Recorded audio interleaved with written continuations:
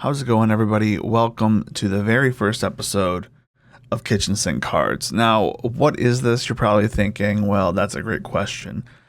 I don't know what this is. This is me at my core, being a graphic designer, wanting to create a new brand and then using that brand. Normally, I do the podcast with Joe, JP3 Cards, and this time he wasn't able to do it. And I've had this branding design logo for a while now, and the idea behind it was mainly to have some kind of show that relates to cards. I think my main thing was kind of YouTube videos talking about the design of trading cards, which I'm still probably going to do at some point.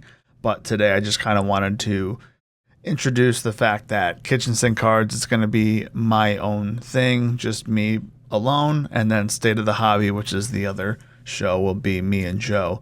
I just kind of like keeping things separate. And at the end of the day, again, I'm a designer. I like making brands and designs and art. So it is really just dependent on that, to be completely honest. But on this first episode, I'm joined by Sean, aka MotorCityMarks. Go give him a follow. Longtime friend in the hobby. I've been to many, many shows with him. I've been up by his neck of the woods when I went to the shop that he works at, and he took me around to the different card shops in the Grand Rapids area. But this episode, we just kind of talk about the National, getting excited for the National, little helpful hints of if you've never been to the National, what you kind of look forward to, what you should be doing, what you should be thinking about, and really just the reason behind collecting and keep collecting and to call yourself a collector, especially when you get into shows like these where there's just so many things going around this National and how big it is and how many dealers are going to be there, and how to keep yourself grounded a little bit when it comes to just going to a card show in general. So it was a really fun time talking to him. Here it is with Sean. Because Joe's not here, so I make the rules now. I So edit this as well. I'm a guest, but I'm a guest host. You're the very first person on the podcast that you don't even know the name of, because I'm not going to say it. I'm just going to cut into the interview portion of the show, and I'm going to record the beginning after, Okay, and then when it goes live, then that's when I'll know. and then you'll know, and then everyone will know, and then it'll be like, actually, I think I'm going to mention it later in the show because there's a caveat to it where it has like a tie-in in each show. Okay, But this was actually supposed to be another show idea. So the fact that it's just a podcast is just me wanting to use the thing that I made. gotcha. So anyway, I'm here with Motor City Marks, aka Sean, artist known as Sean. What was your old account before? No, it was just Motor City Marks, right? No, actually, my old account on Instagram before Joe joined me, we kind of went on the YouTube journey there for a while. Was actually just Leper Cards, my last Really? name, and just tied into the cards there. That was my pre wrestling days, I would say. My graphing, um, graphed minor league ballparks, NBA, MLB games, stuff like that. So also, shared polls and pickups and stuff like I still do. But yeah, it was Leper Cards before Motor City Marks became a thing. I feel like a lot of people don't realize, just in general, and I forget sometimes, that like you and Joe wore the Motor City Marks, and like you both made videos, and then Joe decided to move, and then it just, you kind of took over the name. And I remember you were saying, like, I don't know, I feel like once a year it'll be brought up where you're thinking about rebranding and changing to something else, but then I Yeah, feel like it the always cycles back where it's like, I'll keep it for a while. it's always a conversation, and sometimes on the forefront of my mind because Marx is plural. So I always just I'm a one man band, if you will.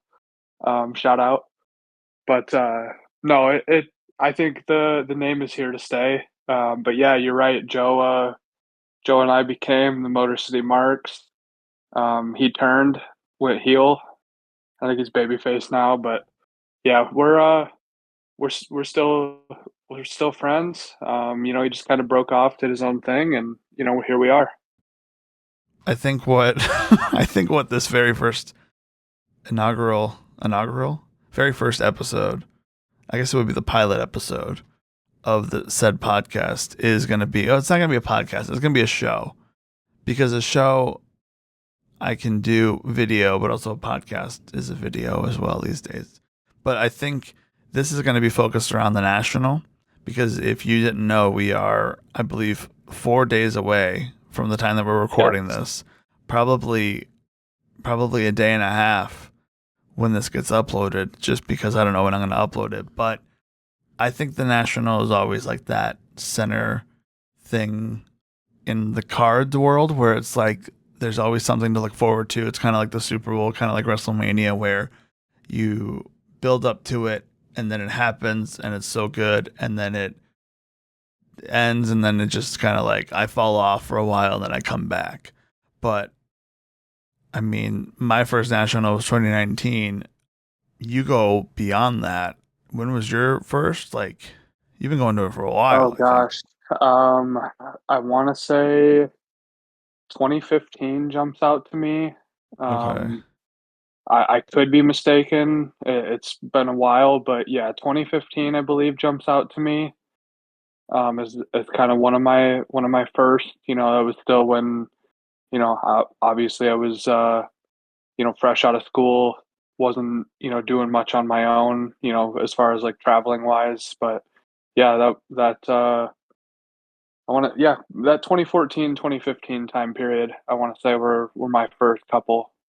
I thought yours was 2015 because I remember specifically almost going to the 2015 National, which was also in Rosemont, which it's going to be here again this year.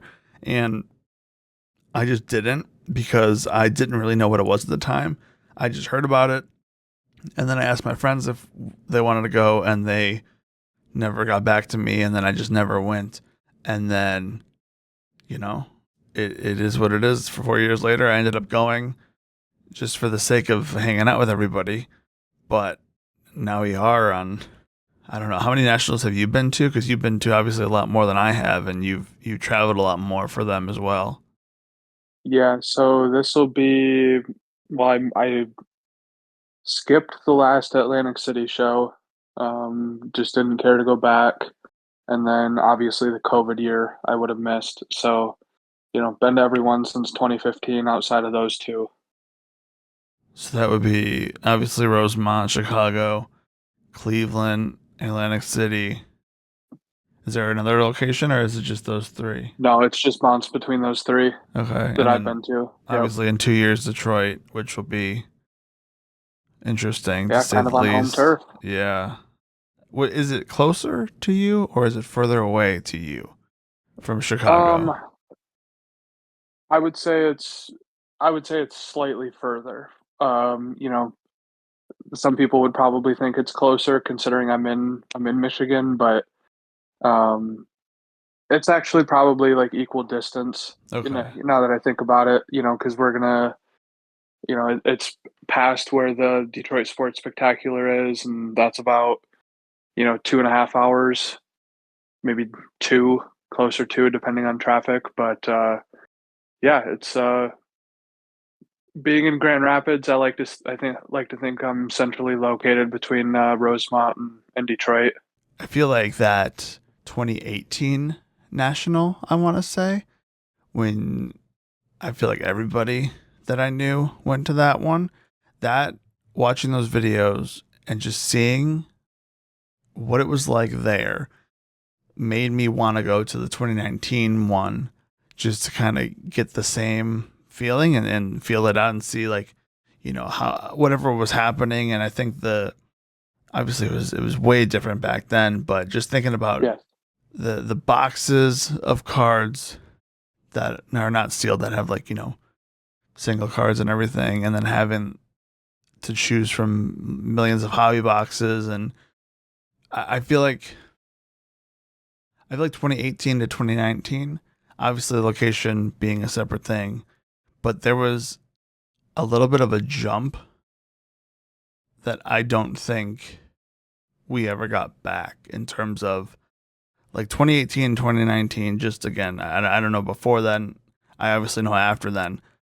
I feel like something shifted to where those 2 years were like the last true collector nationals because obviously COVID happened and tons of people flooded and the prices of stuff went up and the demand for cards went up.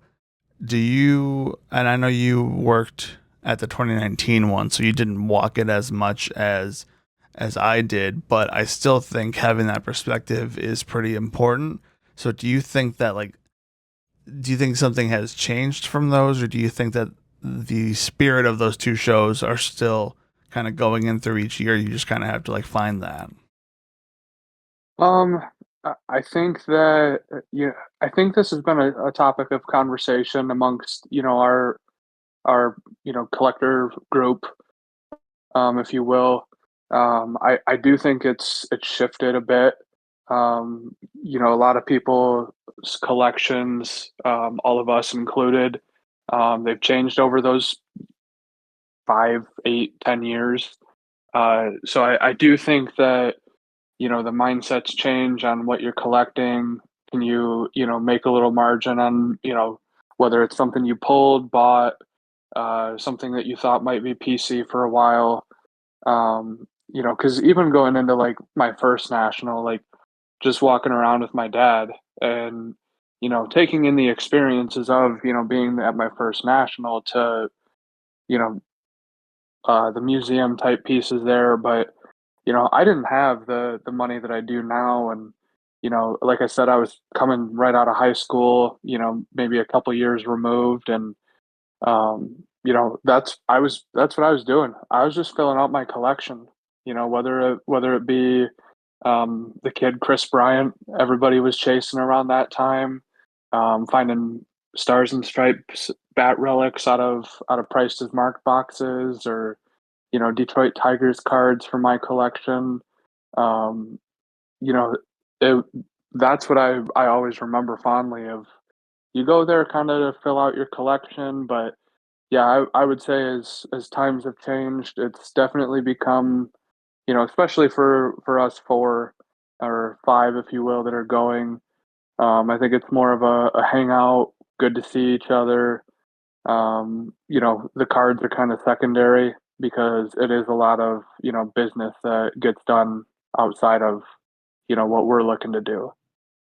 Yeah, I honestly think that a lot of that has definitely changed, and obviously we've grown as collectors ourselves, and we are looking for a lot less. And I think back then, especially like 2019 national being my first, I didn't know really what to expect. I want to say I maybe brought like $100, if that, because back then that was, as far as like cards go, like that can get you pretty far. And the stuff that Yep. I was looking for, I didn't know what I was looking for.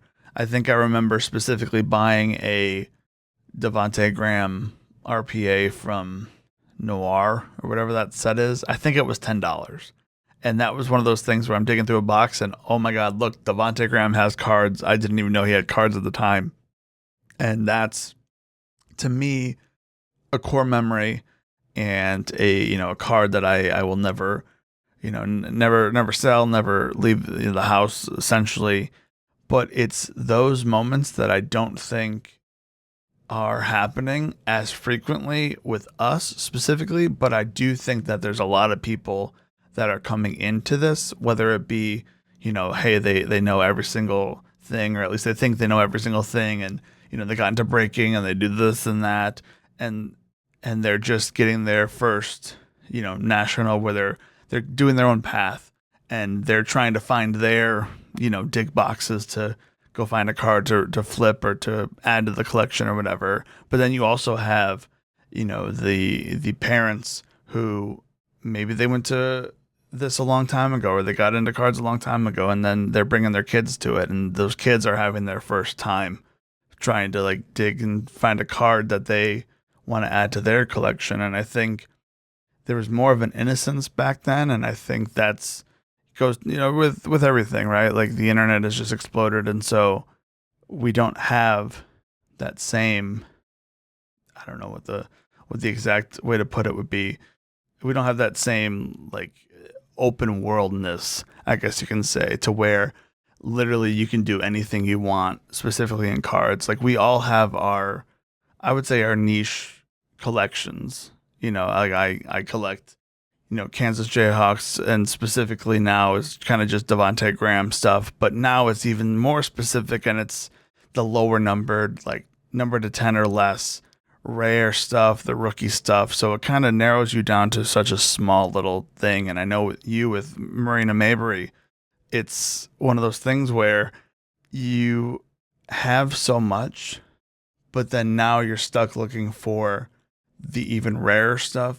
And I know you specifically now are kind of in the same spot I was during COVID, where you PC a player that nobody really cares about except for the fans of that college, the people that went to that college, or the fans of the team that he is a rookie on or he plays for currently. And then everybody else is like, wait, he's actually doing something. And everybody wants to pump money into this player and, buy big cards for lots and lots of money, hundreds of dollars, thousands of dollars. And I think with you and Marina Mabrey, she's kind of going off now.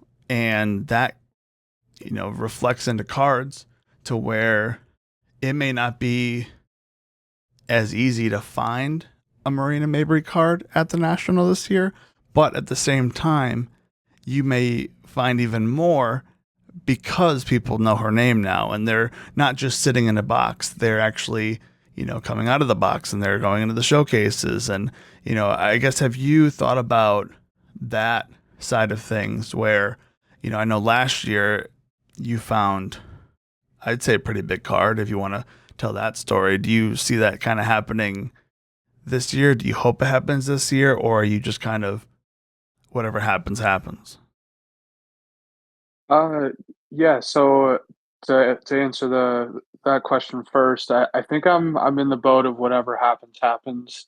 Um, Last year was a pretty good national for me. I only came home with two cards, but I will say that they're two pretty tough ones to beat, especially for my taste, my collection. Um, and one of them came on day one, so it was pretty much my week was made at that point. Um, Which card I was would say that? we that was the one of Marina. Okay. That came on day one. We had got into that like newer side of the Donald D bottom floor, kind of in the room that Seven Out used to be in, and Josh made it about probably a couple aisles from me, and saw this gold vinyl one of one from the 24 Prism set in a PSA 9 sitting in a gentleman's case. And he instantly texts me, "Hey man, you might want to get over here. Marina one of one is here." So, Josh being the friend that he is, definitely helped add that card to my collection because he found I believe it was a Miguel Cabrera patch auto at the same vendor's table that we were able to bundle and get a little discount on each of our cards. So yeah, to go into the national finding that was the only one of her cards that I bought last year, outside of the gold ice from you. Um, I forgot about that. so that was kind of a pre-lined up deal, so it still counts, I think. Yeah. But to only find the one actually on the show floor, um, it was definitely not expected. Obviously, being the one of one, I will say I was hoping to find some on the show floor, but to find that one, I was pretty ecstatic. So then to go back into the question first, I don't expect to do that again. Um, I am hoping, like you said, she's been playing very well this year, first time All Star, which was tonight. Um, she, 53 points earlier this season, tied the league record with a couple great players. And, not only those two things, but she's also in a different country. She's in in Canada playing basketball, and she's got a lot more eyes on her now than she used to. So her values have definitely ticked up a bit. So I do hope that like you are potentially right. I think we might see some more cards out. I've kind of purposefully not gone after some of the higher numbered stuff because I know I'll eventually find it. If it's numbered to 149, 199, 299, I know there's some retail parallels that are numbered to 399. I'm kind of just, hey, I'll get it later. It's always going to be accessible. Um, Of course. so the rarer stuff is pretty much what I've been after here lately, especially when it pops up on eBay or Instagram or Facebook or any other platform. Um, so yeah, hopefully I think there's going to be a big WNBA presence down in Rosemont this year. Um, so hopefully the vendors start putting her in some value boxes or maybe some nicer pieces and showcases because she definitely deserves it. I always tell people, you know, what I'm looking for is the lower numbered stuff because like you said, the number to 199s, the 299s, even the 50s or 75s or 99s, those are obviously all over the place. And you could pretty much go to eBay, to ComC, to wherever, and you'll probably be able to find those. And you know what? If it's not there, it's numbered to 99. You're going to find it eventually. But also, it Yep, makes it a little that's how I've easier. started feeling. Yeah, it also makes it easier for friends and having friends at the same show, having friends, at other shows or whatever, but specifically tying into the national. I mean, Josh knew who you were collecting. He knew kind of what you were looking for, and to see that, I think is like a prime example of why, I guess not why, but like just how great it is to have friends that go to like the national or in the hobby that kind of know what you're looking for. Because again, it's if you say, "Oh, I'm just looking for any of this player," because that's kind of what I used to do, where it's like, "Oh, any Kansas Jayhawk," and then it would kind of leak into, do you collect Paul Pierce? Do you collect Mario Chalmers? It's a little harder to be like, it depends. And now I am just like, it's this and it's anything 10 or less, number to 10 or less. And if I find something number to 25 or, numbered to whatever, that's not in that realm, it still is like, okay, well, do I buy it or do I not? And odds are I probably will buy it if I need it. But it just narrows it down to when someone does find something or when you find something, especially at the national, it feels like a big deal because not only did you get a new collection piece, but also you had some help doing so, and I think it does create that memory. And I mean, I'll never forget that card. I remember when you were like, I think it may have even posted in our like group chat that we had, where it was like, hey, this card's over here, and even me at the time, I was like, what? Like that's the most random thing of all time, that like the one of one that you're looking for is literally here. Because how often is that possible? I feel like they always say, if it's not at the national, it doesn't exist. Well, guess what? There are cards that aren't at the national that do exist, and sometimes they just stay in a collection at home, or sometimes that person doesn't travel. And to be able to find something so specific and with the help of others, and I always say, as far as the nationals go, and this kind of goes for really any trip that I go on now, especially like wrestling trips or in this case like card trips. To me, it's all about hanging out with friends, and I know you mentioned it earlier a little bit, and to have those memories are more important to me than any card that I pick up at the show. And I think to me, everybody always wants to leave the national with at least something. And I kind of wanted to ask you, like, is there a card, whether it be your first national or one of the many ones over the years, is there a card that you picked up, I guess excluding the one from last year, that you still have, that you're surprised you still have, but you just can't get rid of because of XYZ reasons? Um, Boy, that's a good question. And obviously taking the marina out of last year's equation, you definitely have the other car that I picked up from last year. That's a big one that jumps out to me. Um, That was the John I Cena one that of was one. the tops now. John Cena, one of one from the infamous pipe bomb That's here in right. Grand Rapids. Didn't Kind of you? redoing. Oh, sorry. Didn't hold on. Didn't you get the like you paid for the guy to come into the thing and paid for his parking and everything just to get that because he Yeah, lived so nearby? yep. It was the Tuesday before the national. It popped up on eBay. Typically, one of the first things I do is I look at either the feedback or where the item is or the seller is. And he happened to be in Illinois, which I asked you, and you're like, yeah, not too far from Rosemont.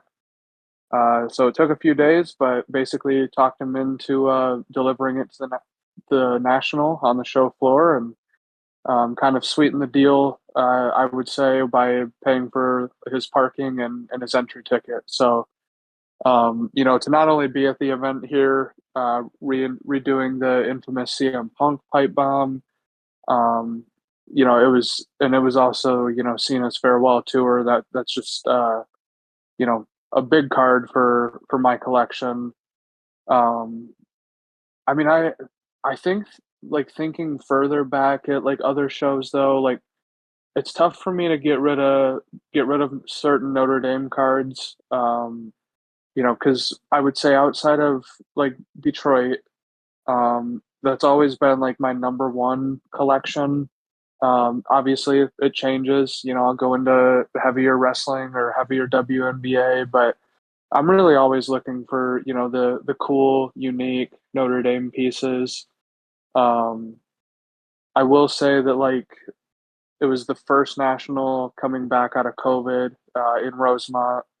Um, my dad has gone, I think, every year with me as well, except for the one day Atlantic City. That was just Joe and I and a couple of friends. And then obviously the pandemic year that we missed. But he's been right there with me on the collector journey and taking in the national. Um, I would say coming out of the pandemic, it's not worth anything, which is another reason why I would never sell it. But it's not worth anything because he bought it for me out of the dude showcase. It was an Ian book, Chronicles draft picks rated rookie auto. I think it was maybe a $10 card at the time, and I'd have to guess because Ian's NFL career didn't work out. It's probably worth less than that now, but Ian's one of my all-time favorite quarterbacks at Notre Dame. He's the winningest Notre Dame quarterback in history. Um, and for my dad to just, again, not a big card, but for him to just find it in a showcase, grab the card, and bring it over to me when he met me on the show floor later that day. That's one I'll never forget. No, that's a good one. I think that is equal of story and connection and at the end of the day that's really what I look for, at least in collecting, in specific collectors and people who are in this hobby, and that really makes the hobby what it is, in my opinion. So, no, I really do think that's good. And I will say that as far as the national goes, I'd say that I'm pretty excited just because I like looking at things. I mean, I like to go to like antique stores or thrift stores or half price books is a store chain that I like to go to just because you never know what you're gonna find and you just see things that you never thought of before. But to kind of round out this national podcast a little bit, I kind of wanted to do something that me and Joe had planned. I made a list of basically like helpful hints. So these are going to be like helpful hints and not helpful hints, helpful things if you're going to the national and if it's your first time, if it's your fifth time, 10th time, whatever, just things that you should know or do or take into consideration at the national And then, so I'm basically going to read off my list, and I want you to, you know, if you have anything, if you have any, um, any ideas for this list, please interrupt me as I go. But um, All right. I, I'd say in no particular order, but also maybe like the most important on this list is shower and wear deodorant. I want to say I'm a wrestling fan. I'm a fan of trading cards and sports cards and, you know, this thing we call the hobby. Two of the smelliest hobbies of all time. I'll tell you what, wrestling and cards, please shower and please wear deodorant. That's all I gotta say. It's gonna be I would sweaty. definitely second that. Yeah, It's gonna be sweaty. it's a summer day. Always when the national happens, it can get toasty in the Stevens Center. So yeah, please come prepared. Remember when the AC just like stopped working that one year? I forgot what that was. Was Oh that the yeah, 2021? all the yeah, that was Ugh, 21. All the industrial fans blowing and basically it was just blowing the hot, humid air around. insane. Just like insane. I mean, it it's one of those things where it's just like, I mean, the city of Rosemont isn't that big. Like there's not the population of Rosemont isn't that many people. We gotta figure out something if the power goes out or if the AC stops working. Maybe we all just flood the streets and we're outside for the card show instead because I will not do another AC broken national ever again. If it Yeah, happens, I'll that leave. was a rough couple of days. Yeah. It was like 2 days too. It wasn't just like one or a couple hours. It was two Oh yeah, days. it was definitely two because after the first day, the Target next to the hotel that I've been staying at, the entire row of fans was sold out. That's crazy. Like you couldn't find a fan in that store. A closest one to the Stevens Center, Yeah. and dealers were going prepared the next day. I mean, you know what? More power to him. Because honestly, I didn't expect you to say fans there. I was thinking like water or something. Because that was the next thing on my list was make sure to drink water.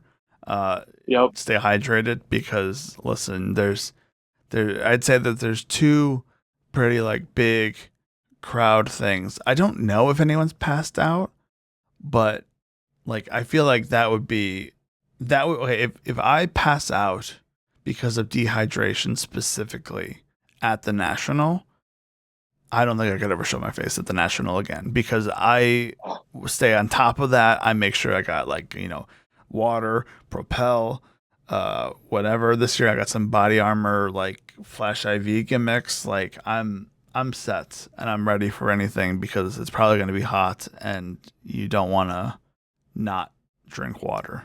So, Yeah, you definitely stay hydrated. And to your point, there have been people that passed out. I was okay. kind of in the area of a guy that did that in Cleveland the last time it was there. Can't be having that. And yeah, paramedics were on site quick because I will say there was some blood involved when he hit the Oof. floor. Well, you know what? I hope he's doing okay today, and I hope to see him at the national, and I hope he's I better, hope and I so. hope he drinks water. And also on this list, don't forget to eat. Maybe pack snacks. Um, there's a Target not too far. If you need to walk or to Uber from your hotel or whatever, um, it's nearby. Get some granola bars. Maybe Uber Eats something. Like I say, definitely don't forget to eat. And there is a cafe on site. That's I true. will say pretty solid chicken tenders. I've never eaten at like one of the pop up concession stands inside the show, but the cafe is recommended. I was gonna say if I mean if you have to go to the concession stand things, like then fine, but like I would definitely rather go to that cafe than the concession stands. Um, and now I just leave and I go get a snack and I go eat or I go back to the hotel and rest for a while just because it's easier that way. But another thing and this is actually a more recent topic of discussion for our group. Wear comfortable shoes, and also maybe buy new socks, not only for the comfortability but also for the smelling aspect of it. So yeah, don't forget those new socks and those comfortable shoes because you're going to be standing for dare I say at least like 5 hours a day, maybe more, maybe less. I don't know. But if you're going multiple days, it's going to be a problem. So wear comfortable shoes. Make sure they're broken in. Make sure you didn't just leave them in the box for 3 months just because you wanted to have them new for just the national and you wore them to walk around and it was like, rubbing up against your heel and it maybe hurt. And now you're debating even wearing those shoes at all. So wear comfortable shoes. I don't have anything to add there. I think you nailed that one. I did pretty nail that one, but I am kind of mad that I just waited until the week of to wear those shoes for the first time. But that's besides the point. The biggest thing that I would say is, and I think you even have one of these, so you can kind of attest to this. Um, the Lululemon crossbody bag, even if you buy a knockoff one from like the Target or like Amazon, definitely the place to put your wallet and your money and your phone because that stuff needs to go in a secure location, whether it be your backpack or one of those like dollar or like money, like cash bag with the zippers or whatever. To me, the best thing is like that crossbody bag. It sits on your chest. You know where it's at. No one's trying to like, grab it or whatever.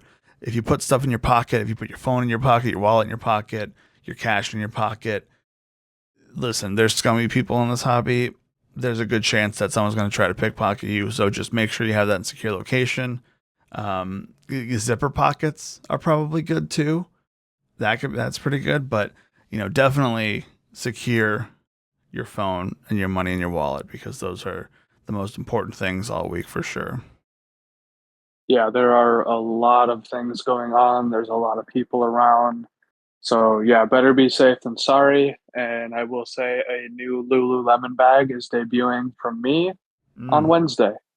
Is it a different color than you had before? Yes, I will. Huge. Yes. Like if you have cards, make sure you know where they are. Make sure they are in a spot that no one can access. Um, yeah, that's Yeah, and important if as you're getting well. them out to buy, sell, and trade at a dealer's table, always be conscious of where they're at. You know, does the dealer have them? Do you have them? Are they sitting on the case? Do they need to go back in your Zion, your bag, your box, whatever? Because again, there is a lot of people around. That's actually a great way to segue into this other point that I have on my list. A dealer's booth is not your trade night. Move away so people can see the cases, or if you get permission and you're making a deal with the person that's behind the table or you're making a deal with someone else that you got permission for, basically, like there's okay, let me tell you about this for a second.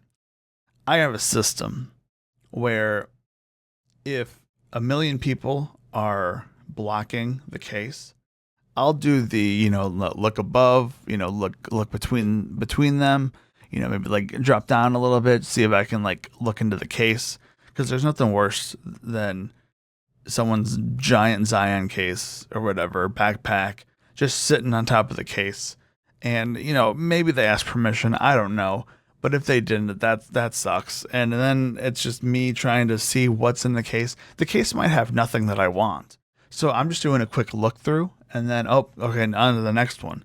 But when people are there and they're just like doing deals with each other or doing deals with the person, and like their whole thing is on the thing, I just hate that. I get it if it's like a big deal or whatever and you have lots of cards and the dealer, put the cards out on the table to kind of look through, but I mean, at least get permission. Yeah, I'm with you on that one. I think if like you mentioned, if you're doing a deal with the dealer and they don't allocate a space for like you to put your box or your bag or your Zion case and it has to go on a showcase, then it sucks for the people that want to look in the showcase, but as long as you're doing a deal with said dealer, that's fine. But I do think that like if it's just there to be there or there because you're dealing with, your buddy that just came up behind you, there's a time and a place for that. And it's trade night and it's not on the show floor in front of a dealer's table. Exactly. Or it's the hotel lobby after the show. Um, Yes. uh, honestly, one of the bigger things that I have on my list, and it kind of ties in with the last 2 points, really. Um, obviously, it's massive this year. It's the entire bottom floor, and then it's I want to say, the majority of the upstairs. Last year, it was just a little bit of the upstairs for whatever reason, but this year is going to be the majority of the upstairs. At least it's going to be bigger than it was last year. If you're walking around and you see something that you like, it's at a good price, that you think you may want, I would say buy it. Otherwise, you're going to risk the next time you like walk around, which who knows when that's going to be, or you may lose it. Like, I think you should just buy it. Or if you want to think about it, I would say ask to take a picture of the card, or ask to take a picture of the booth, or just take a picture of the booth, and just make sure like you have like context of what's around it. Maybe ask the booth number or whatever. Keep notes on your notes app because that's going to be big as well. Like I think one year I had a notes app of just pictures of either cards or areas that I was like, okay, this is this much. I want to see if I find something else that I want more, then I won't go back. But if I want to know, or if I want to go back and buy the card that I found, then I have that. But I think the biggest thing, especially this year with how big it's going to be, is like if it checks, if you got 5 check boxes and they check all those boxes, I think you just got to buy it. So Yeah, I agree with that. I think the Nationals gotten so competitive that if there's something that you're semi interested in, if it's overpaying, if it's a good deal, I just feel like you can't walk away from it. We've got a group text that we always share pictures with of, cool cards that we think other of our, chat might be interested in. Um, Pictures are great. It's just you always have to remember where they're at. Like you mentioned, if you can find the booth again, the odds of that card or item still being there is going to be pretty slim.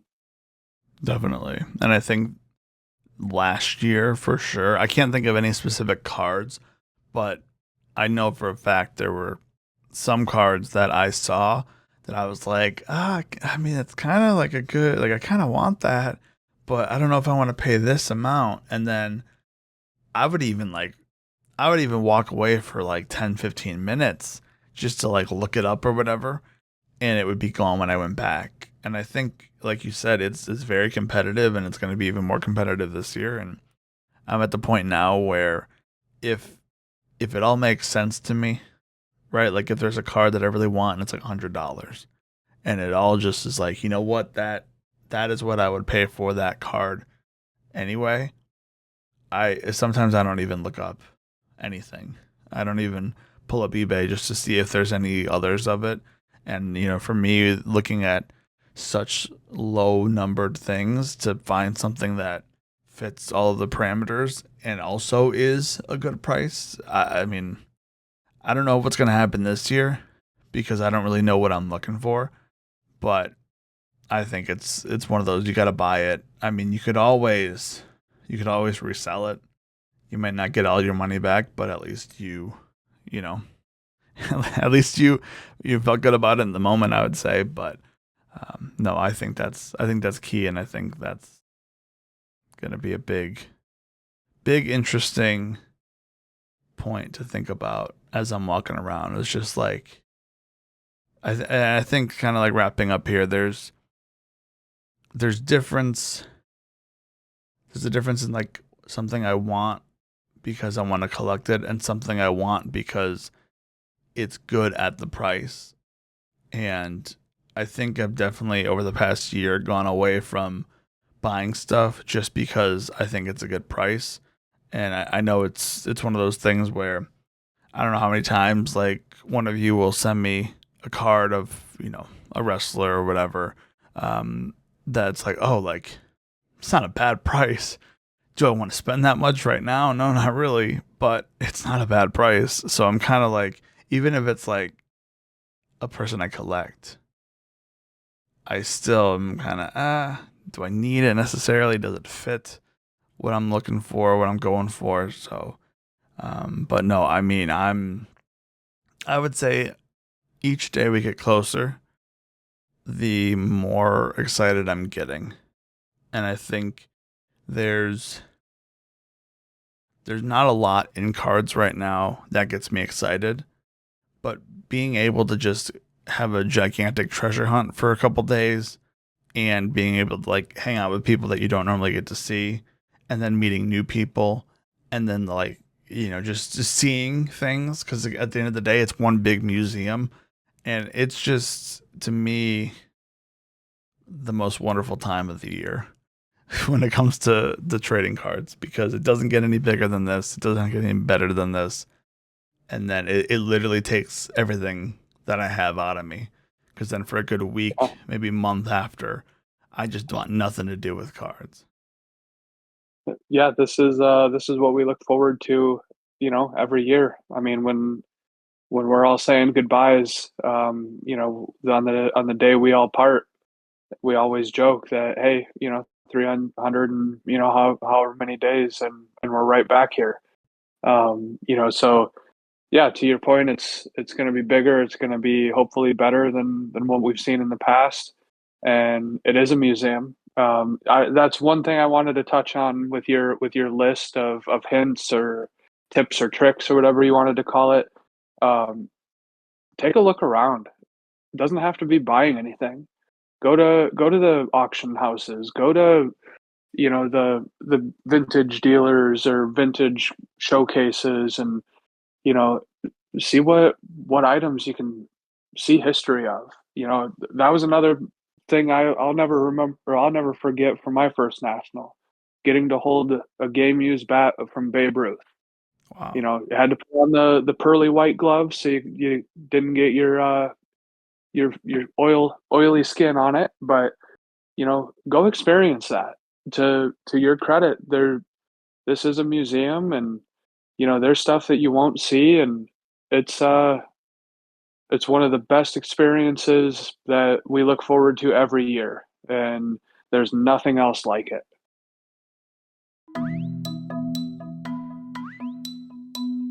All right, that was my conversation with Sean. Thanks again to him for coming on last minute. It was a fun time. It really got me excited, not only for what cards I may find at the National, but just getting out to hang out with everybody and meeting new people. And honestly, at the end of the day, that's really what my purpose for going to this show is just hanging out with everybody, creating a memory, whether it be through people or cards. And yeah, I don't know really what the plan is for this show going forward, but I'm excited to use this logo for something because I really like it and it has a lot of meaning to me. And at the end of the day, that's the main thing, is just having a reason to do it, have a reason to collect, have a reason to create. That's going to be it for this show. Thank you for listening. I'll see you in the next one.